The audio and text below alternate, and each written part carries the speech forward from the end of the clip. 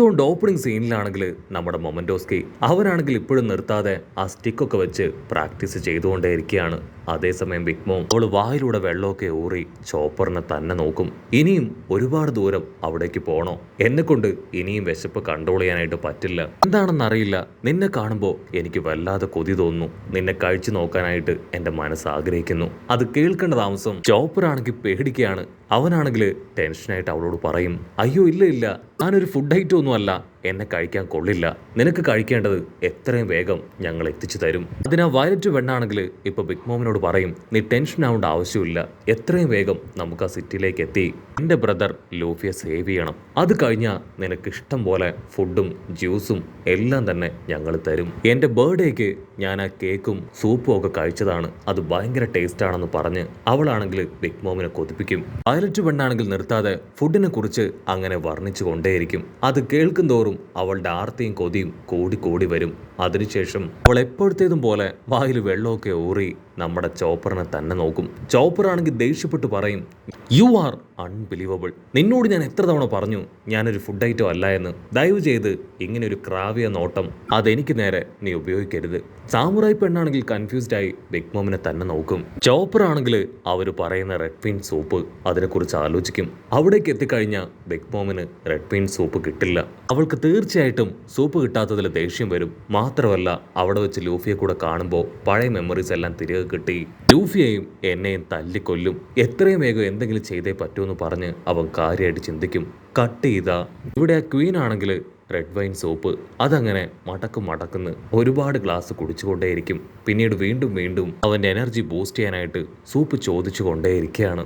മറ്റൊരു ഭാഗത്ത് ലൂഫി ആണെങ്കിൽ നിർത്താതെ അവിടെ ഉണ്ടായിരുന്ന സോൾജേഴ്സിനെ എല്ലാം പഞ്ച് ചെയ്ത് ഇടിച്ച് പഞ്ചറാക്കുകയാണ്. ലൂഫിക്ക് അവനാണെങ്കിൽ ഭയങ്കരമായിട്ട് ദേഷ്യവും വിഷമവും ഒക്കെ തോന്നും. കാരണം ആ കൈഡോയ്ക്ക് ഭയങ്കര പവറാണ്.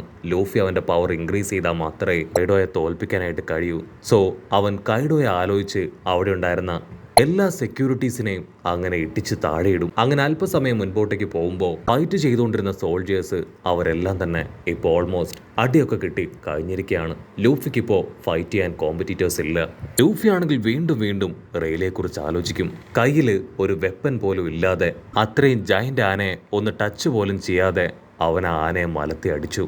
അന്ന് റെയിലി പറഞ്ഞു കൊടുത്തത് കളർ ഓഫ് ഹോക്കി പവർ അതുപയോഗിച്ച് അവൻ്റെ കയ്യിലൊരു വെപ്പൻ ഉള്ളതായിട്ട് ഇമാജിൻ ചെയ്യണം. അതിനുശേഷം ഫുൾ പവർ ഉപയോഗിച്ച് വേണം ഓപ്പണന്റിനെ തകർക്കാൻ എന്നാണ്. ലൂഫി ആണെങ്കിൽ പഠിച്ച പണി 18 ശ്രമിച്ചിട്ടും അവനെ കൊണ്ട് അത് ചെയ്യാനായിട്ട് പറ്റുന്നില്ല. ലൂഫി ആണെങ്കിൽ ആ പവർ അതെങ്ങനെയെങ്കിലും റിലീസ് ചെയ്യാനായിട്ട് കഷ്ടപ്പെടുകയാണ്. സോ ആ ഒരു പവർ കിട്ടുകയാണെങ്കിൽ അവനെ കൊണ്ട് കൈഡോയെ തോൽപ്പിക്കാൻ പറ്റും. അപ്പോൾ അവിടുന്ന് അങ്ങനെ കട്ട് ചെയ്ത് ആ വൈസ് വാർഡനെ കാണിക്കും. ആ വൈസ് വാർഡൻ ആണെങ്കിൽ ക്വീനോട് പറയും, ക്വീൻ എനിക്കിനിയും നോക്കി നിൽക്കാനായിട്ട് കഴിയില്ല, എനിക്ക് പെർമിഷൻ തരണം, എനിക്ക് എത്രയും വേഗം ആ ലൂഫിയെ തല്ലിക്കൊല്ലണം. അതിന് ക്വീൻ ആണെങ്കിൽ ദേഷ്യപ്പെട്ട് പറയും, നീ അത് കാണുന്നില്ലേ, അവന് നല്ല പവറുണ്ട്, ഇനിയും ഒരുപാട് ഓപ്പണൻസിനെ അവന് കൊടുത്തുകൊണ്ടേയിരിക്കണം. അങ്ങനെ അവൻ ഒരുപാട് നേരം ഫൈറ്റ് ചെയ്ത് അവൻ തളരണം. അത് കണ്ട് അവൻ്റെ അരികിലേക്ക് ചെന്ന് എനിക്ക് തന്നെ അവനെ കൊല്ലണമെന്ന് പറയും. അതിനുശേഷം വീണ്ടും അവനിപ്പോൾ സൂപ്പ് ചോദിക്കുകയാണ്. ലൂഫി ആണെങ്കിൽ വിളിച്ചു പറയും, കമോൺ എനിക്കിനിയും ട്രെയിനിങ് എടുക്കണം, എനിക്കിനിയും ഓപ്പണൻസിനെ വേണം. അത് കേൾക്കേണ്ട താമസം ക്വീനാണെങ്കിൽ ആദ്യം ആ ബാറ്റ്മാനെ കളത്തിലിറക്കുകയാണ്. അവൻ്റെ കൂടെ തന്നെ ആ ഗ്യാസിൽ അവനെയും അവിടേക്ക് ഇറക്കി വിടുകയാണ്. ആക്ച്വലി ഇവനാണ് നമ്മുടെ വയലറ്റ് പെണ്ണിനെ അവളെ തൂക്കിയെടുത്ത് നല്ല സ്പീഡിൽ ഓടി രക്ഷപ്പെടാനായിട്ട് ശ്രമിച്ചത്. ലൂഫിക്കാണെങ്കിൽ ഭയങ്കര സന്തോഷം. കുറെ സമയത്തിന് ശേഷം സ്ട്രോങ് ആയിട്ടുള്ള 2 പേരെ ഇപ്പൊ ലൂഫിക്ക് കിട്ടിയിരിക്കുകയാണ്. ഫൈറ്റ് ആണെങ്കിൽ ഞൊട്ടിയടയിൽ സ്റ്റാർട്ട് ചെയ്യും. ആ ബാറ്റ്മാൻ ലൂഫി അച്ചറം പൊച്ചറം അമ്പ് ചെയ്യും. ഇവിടെ സ്പീഡിൽ ഓടുന്നവനാണെങ്കിൽ അവൻ്റെ കാല് പൊക്കി അറ്റാക്ക് ചെയ്യാൻ ശ്രമിക്കുമ്പോഴേക്കും ലൂഫി ആ ബാറ്റ്മാൻ്റെ അമ്പ് അതങ്ങനെ തട്ടിക്കളഞ്ഞ് രണ്ടാമത്തവൻ്റെ കാല് പിടിച്ച് മടക്കി അവൻ്റെ തലയ്ക്കൊരു ഒറ്റ അടി. ആ അടിയിൽ തന്നെ അവൻ്റെ കാറ്റ് പോവാണ്. ലൂഫിക്കാണെങ്കിൽ ഭയങ്കര നിരാശ. ഒരു നല്ല കോമ്പറ്റീഷൻ എക്സ്പെക്ട് ചെയ്ത ലൂഫിക്കാണെങ്കിൽ അത് വലിയൊരു സാഡായി തീരും. അടുത്തതായിട്ട് ലൂഫി ആണെങ്കിൽ ആ ബാറ്റ്മാന് നേരെ തിരിയും. അവൻ്റെ ഹോക്കി പവർ അതുപയോഗിച്ച് ഒരു ഇൻവിസിബിൾ വെപ്പൻ അത് അവൻ്റെ കയ്യിലുണ്ടെന്ന് ഇമാജിൻ ചെയ്ത് ഇപ്പോൾ ആ വില്ലൻ്റെ അടുത്തേക്ക് ആഞ്ഞടുക്കും. ലൂഫി ആ ബാറ്റ്മാൻ്റെ ക്ലോസ് എത്തി അവനെ ഒരു ഒറ്റ അടി. പക്ഷേ ലൂഫി പ്രതീക്ഷിച്ചതുപോലെ ആ ഒരു ഇൻവിസിബിൾ ഹാമർ അത് ക്രിയേറ്റ് ആവില്ല. ലൂഫിയുടെ കൈ അത് അവന്റെ ബോഡിയിൽ തട്ടി അവൻ തെറിച്ചുപോയി അടിച്ചു വീണ് അവന്റെ കാറ്റും പോവും. ക്വീനാണെങ്കിൽ ഭയങ്കര സർപ്രൈസ്. എക്സ്പെക്ട് ചെയ്തതിലും ലൂഫിയുടെ പവർ കൂടുതലാണെന്നുള്ള സത്യം അവൻ മനസ്സിലാക്കും. ലൂഫി ആണെങ്കിൽ അലറി ഇപ്പൊ അടുത്ത ആൾക്കാർക്ക് വേണ്ടി ഒച്ചത്തിൽ നിലവിളിക്കും. അവിടുന്ന് അങ്ങനെ ബ്ലാക്ക് ഔട്ട് ചെയ്ത് ഇപ്പൊ നമ്മുടെ സോറോയെ കാണിക്കും. സോറോ ആണെങ്കിൽ ആ ഉണ്ടപ്പനുമായിട്ട് പൊരിഞ്ഞ പോരാട്ടം. അവനോട് ഫൈറ്റ് ചെയ്യുമ്പോഴായിരിക്കും ഒരു നല്ല സാമുറായി ആണ്, അവന്റെ കയ്യിലും അത്യാവശ്യം വിദ്യയും പവറും ഒക്കെ ഉണ്ടെന്ന് സോറോയ്ക്ക് മനസ്സിലാവുക. സോറോ ആണെങ്കിൽ അവനെ കൺവിൻസ് ചെയ്യാനായിട്ട് ശ്രമിക്കും. അതിനവൻ തീർത്തു പറയും, ഒരു കാരണവശാലും ഈ സ്ക്വാഡ് നിന്റെ കയ്യിലേക്ക് എത്തിച്ചേരില്ല. നീ ഇത് അദ്ദേഹത്തിന്റെ കല്ലറയിൽ നിന്ന് മോഷ്ടിച്ചെടുത്തതാണ്. അതുകൊണ്ട് തന്നെ നിനക്ക് ഞാൻ തീർച്ചയായിട്ടും പണിഷ്മെന്റ് തരും.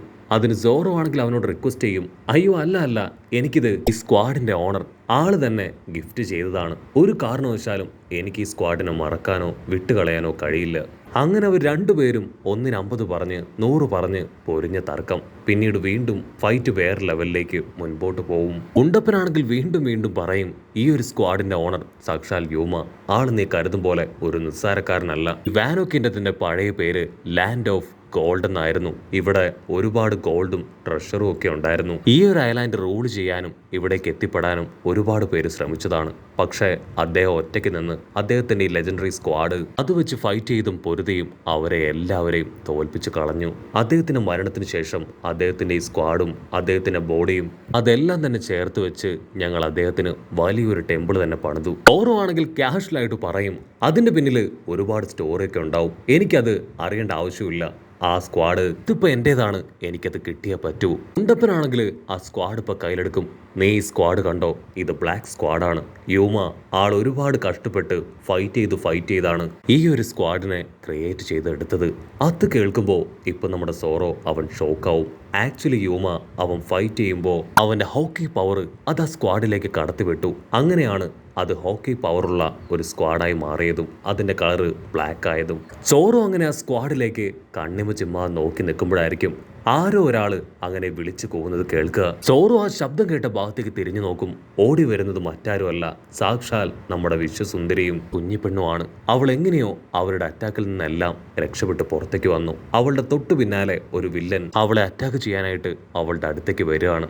അവൻ വലിയൊരു സ്ക്വാഡ് എടുത്ത് അവൾക്ക് നേരെ വീശും. ഞൊട്ടിയടയിൽ സോറോ ആണെങ്കിൽ അവളുടെ അടുത്തേക്ക് വന്ന് ആ ഒരു സ്ക്വാഡ് അങ്ങനെ വെട്ടി താഴെ ഇടുകയാണ്. ഉടനെ ഉണ്ടപ്പനാണെങ്കിൽ അവന്റെ സ്ക്വാഡുമായി സോറോയെ ആഞ്ഞു വെട്ടും. സോറോ ആണെങ്കിൽ അവനെ തട്ടിത്തെറിപ്പിച്ച് ദേഷ്യപ്പെട്ടു പറയും, നീ ഇത് കണ്ടില്ലേ, ഇവർ രണ്ടുപേരും അപകടത്തിലാണ്. ഈ പ്ലാസ്റ്റർ വില്ലനെ ഇവനെ ആദ്യം എനിക്ക് തോൽപ്പിക്കണം. അതിനുണ്ടപ്പം പറയും, എന്നെ കൊണ്ട് പറ്റില്ല, ഒരുപാട് നേരം വെയിറ്റ് ചെയ്ത് നിൽക്കാൻ. നമ്മളാണ് ഫസ്റ്റ് ഫൈറ്റ് ചെയ്തത്, നമ്മുടെ ഫൈറ്റ് ആദ്യം കംപ്ലീറ്റ് ചെയ്യണം. അതിനുശേഷം മാത്രം നീ ഇവനുമായിട്ട് ഫൈറ്റ് ചെയ്താൽ മതി. റോയ്ക്കാണെങ്കിൽ അത് കേട്ട് ഭ്രാന്ത് പിടിച്ച് അവൻ ആ പ്ലാസ്റ്റർ വില്ലനെ നോക്കുകയാണ്. അവനങ്ങനെ ടെററായിട്ട് സോറോയ്ക്ക് നേരെ വരും. ആക്ച്വലി ഈ പ്ലാസ്റ്റർ വില്ലൻ അവൻ മറ്റാരുമല്ല, നൈറ്റ് ഐലാൻഡിലേക്ക് വന്ന് അവിടെയുള്ളവരെല്ലാവരെയും കൊല്ലുന്ന ആ സീരിയൽ കില്ലർ. അവൻ്റെ ഇപ്പോഴത്തെ ലക്ഷ്യം അത് മറ്റാരുമല്ല, സാക്ഷാൽ ആ കുഞ്ഞിപ്പെണ്ണ്. വിശ്വസുന്ദരിയാണെങ്കിൽ അവനോട് പറയും, എനിക്കറിയാം നീ ആരാണെന്ന്. നീയാണ് ഈ ഗ്രാമത്തിലുള്ള എല്ലാവരും പേടിക്കുന്ന സാക്ഷാൽ ആ സീരിയൽ കില്ലർ. എനിക്ക് നന്നായിട്ട് അറിയാം നീ ആ ഒറോച്ചിയുടെ വലങ്കൈയാണെന്ന്. അൺഒഫീഷ്യലായിട്ട് എന്തെങ്കിലും ചെയ്യാനുണ്ടെങ്കിൽ ഒറോച്ചി അവൻ നിന്നെയാണ് സമീപിക്കുക.